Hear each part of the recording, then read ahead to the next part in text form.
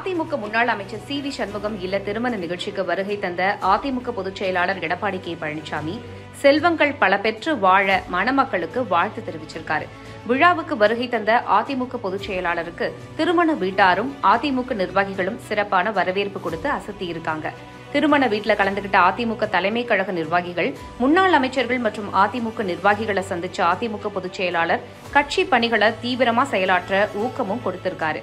அஇஅதிமுக விழுப்புரம் மாவட்ட செயலாளர், அதிமுக அமைப்பு செயலாளர், முன்னாள் அமைச்சர், நாடாளுமன்ற மாநிலங்களவை உறுப்பினர் சி.வி. சண்முகத்தின் சகோதரர் சி.வி. ராதாகிருஷ்ணன், நியூஸ் டே தொலைக்காட்சியின் நிர்வாக இயக்குநரான சி.வி. ராதாகிருஷ்ணன் மகன் செல்வன் வி.ஆர். அர்ஜுன் மற்றும் செல்வி என்.ஆர். ஜீனா திருமண நிகழ்ச்சி சென்னை மகாபலிபுரத்தில் நடந்துச்சு.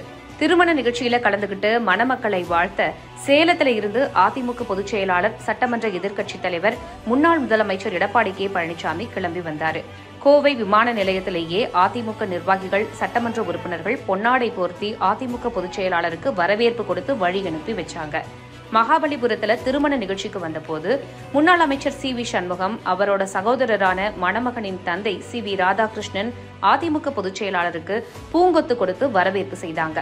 மணமக்கள் நலமும் வளமும் பெற்று பல்வேறு செல்வங்களோடு சிறப்புற்று இருக்க இறைவன் அருள் புரியட்டும்னு அதிமுக பொதுச் செயலாளர் மணமக்களுக்கு வாழ்த்து தெரிவிச்சிருக்காரு.